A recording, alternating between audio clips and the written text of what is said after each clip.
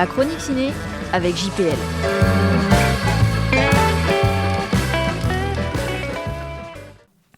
L'amour, c'est surcoté. Le film aussi. J'avoue ne pas bien comprendre l'enthousiasme quasi général autour de ces 98 minutes écrites et réalisées par Mourad Winter qui, pour son premier film, s'est lancé dans le genre comédie romantique. Diagnostiqué nul avec les meufs, depuis son plus jeune âge, Anis mène une existence charnelle placée sous le signe du calme plat. 3 ans jour pour jour après la perte d'Isma, son meilleur ami et mentor, il prend son courage à deux mains et se décide enfin à sortir faire de nouvelles rencontres. Sauf qu'en abordant Madeleine, Anis ignore que débute une grande aventure, un truc inattendu, un truc qui s'appelle l'amour.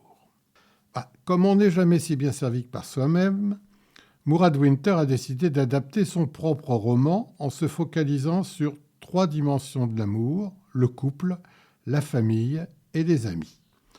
Quand on dit comédie romantique, on est en droit de s'attendre à rire et à suivre les émois plus ou moins perturbés de 2 personnes, voire plus. Mais voilà, les perturbations m'ont paru un tantinet artificielles, se contentant de suivre le célèbre scénario « Je t'aime, tu m'aimes, nos parents sont d'accord, que faire ?»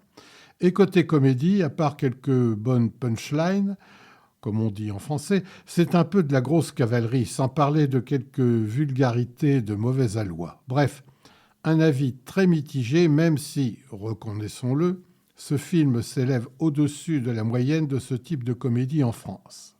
Je sais, l'humour peut tout justifier. Alors, le scénario, il va franco. Homophobie, sexisme, transphobie, antisémitisme.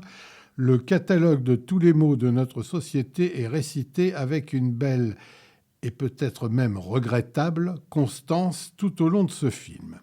Durant toute la durée de ce film, on prend d'abord plaisir à voir le héros s'embourber dans ses mensonges à tiroir, puis on finit par s'en lasser, car selon le vieil adage, trop, c'est trop. Si la réalisation est soignée, la prise de son l'est beaucoup moins, nous faisant perdre une partie des dialogues, ce qui est pour le moins préjudiciable dans une comédie où les textes sont primordiaux. Enfin, si c'est là un exemple du romantisme d'aujourd'hui, ça s'avère au fond d'une grande tristesse. Typiquement le genre de film sympa sur le moment, et encore, à condition d'être bon public, mais qui sera vite oublié. Le duo Hakim Djemili-Laura Felpin fonctionne très bien. Leurs nombreux points communs, comme le stand-up ou la télé, ont renforcé leur capacité à improviser, à s'adapter, à jouer sur les mêmes registres. Lui trouve ici son meilleur rôle à ce jour. Elle est toujours aussi juste. Après quelques errements sur grand écran, son talent avait éclaté dans le Joli de Diastème. Leur alchimie sauve le film. Les seconds rôles tenus par Benjamin Tranier, Aboula Sissoko, Steve Tchenche, François Damiens, Marie-Lou Ossilou et surtout Clotilde Courreau